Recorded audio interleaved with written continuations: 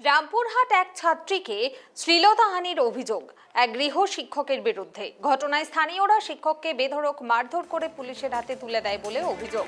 স্থানীয় সূত্রে খবর, অভিযুক্ত গৃহ শিক্ষকের নাম অভিজিৎ পাল।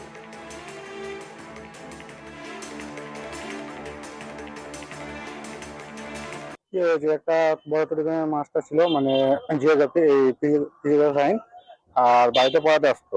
ঠিক আছে, তো ওনার বাড়িতে পার্সোনাল পড়াতো। বাড়িতে এসে মানে বাড়িতে রুমে আলাদাই পড়াতো। তো তখন আর গায়ে হাত দেওয়া দিয়ে সব মানে করতো।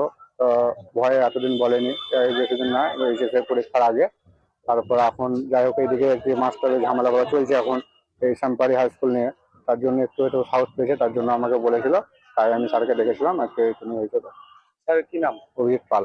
ও বাড়িতেই পড়াতো? আমাদের মানে মেয়েদের বাড়িতে পড়াতে আসতো। মেয়েদের বাড়িতে পড়াতো? কোথায় পড়াতো? রামপুরহাটে? বড়পুরি গ্রাম। এইখানে মানে এইখানে টিউশন পড়ে 3 দিন সপ্তাহে, আর ওখানে পড়ে 4 দিন। মানে এই যে ছাত্রী খুনের ঘটনাটা সামনে আসে তার জন্য সাহস পেরেছে, সাহস পায়, বলে বলতে বাড়িতে পেরেছে। বলে। হ্যাঁ, তো শিক্ষককে আজকে ডাকলেন, তো তারপর কি করলেন? তারপর ডাকলাম, দিয়ে জিজ্ঞেস করলাম যে মানে আরো তো অনেকজন ছিল, হালকা হালকা তো 2-4টা করে মার পড়েছে। তারপর থানাবেলা এসে নিয়ে চলে গেল। থানার হাতে তুলে দিলেন।